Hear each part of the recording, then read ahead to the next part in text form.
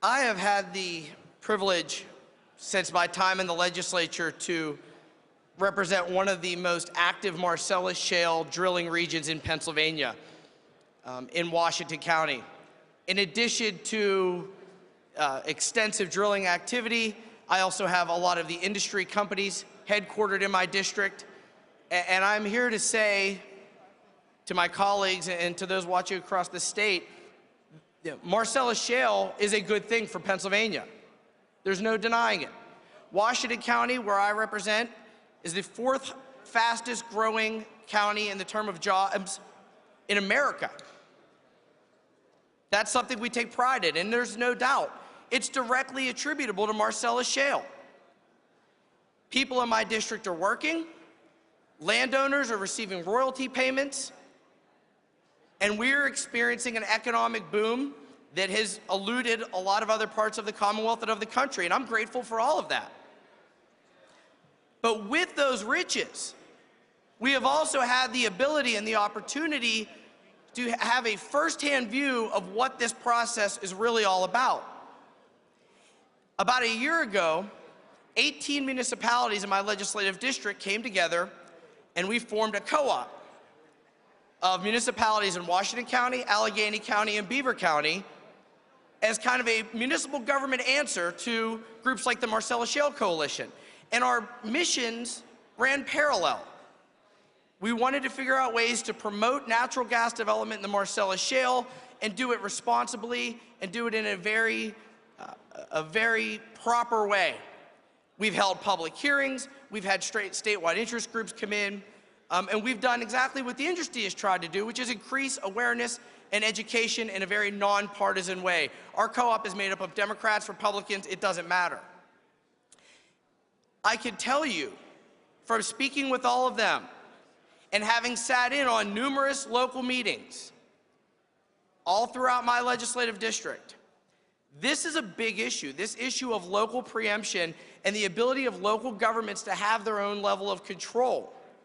One of the things that I found when I first started talking with my local governments is, despite what you may hear in the rhetoric, local governments, at least in my area, didn't want to ban or abolish or overly restrict drilling. They just wanted some level of accountability. It's not even about control. At the end of the day, it's about accountability. They worked with the industry in a lot of places. They passed ordinances. And it's funny because the same arguments we heard from the natural gas industry about consistency and uniformity across the board confounded municipal officials in Washington County. A conditional use ordinance that was totally workable according to the industry in one township was deemed unacceptable and subject to litigation in the next township over, and they were virtually the exact same thing. So this environment of lack of consistency and lack of uniformity cannot be placed solely on the hands of the local governments. More than anything, local municipal officials want to get this figured out and they want to be able to move on. But this is not the answer. When you have a true conflict between people, the solution should never be just to cut one side out of the process. And that's exactly what we're doing here. We're not only taking away local control, we are taking away local accountability. And let me tell you something. When I talk about this group of local elected officials and all of my constituents who say that we need this local control, the majority of them are leaseholders. They're directly benefiting from the Marcellus Shale. They get it.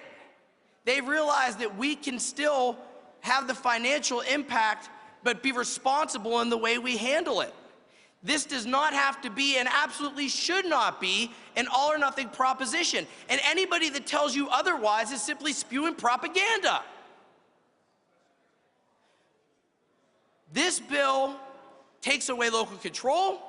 It takes away local accountability. It stifles our local governments from making reasonable, open, transparent decisions based on the needs of an individual community.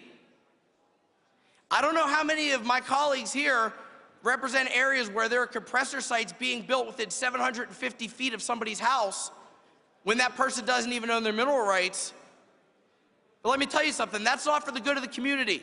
And it's certainly not good for the community when you could do it without any public hearing, without any level of conditions being placed whatsoever. We're just simply allowing people to come in and take over our communities and have no say about the outcome whatsoever, and that is just absolutely wrong. There are a lot of unanswered questions. During the interrogation, I asked some questions, and I had to keep asking and re-asking because they couldn't be answered. Because this amendment was brought out in a way that allowed for very little debate, it was not brought out through a committee, we didn't have the ability to work out some of these issues. But I know in my area, in areas like South Fayette Township and Allegheny County, one of the biggest issues is drilling around a school. They just broke ground on a brand new school, which is what we should all be encouraging. And they're worried that there's going to be drilling and compressor stations put within a few hundred feet of it. Now, the answer that we heard was, well, if a township thinks that that's not a good idea, they should go ahead and enact something. But if you read the amendment, they're handcuffed because they can't do anything more restrictive than state law. So this sounds like a good idea in theory, but when you look at the practical applications, it's horrible. And I'll finish by making 2 points. I had this sent to me by a constituent who's a township manager in Washington County yesterday, and it's very short. But what it said was, I found a frequently asked questions page on the governor's website today and thought the below question and answer were very interesting. And the question was from the governor's website, what do I do if my local government has cited me for a code violation that I do not agree with?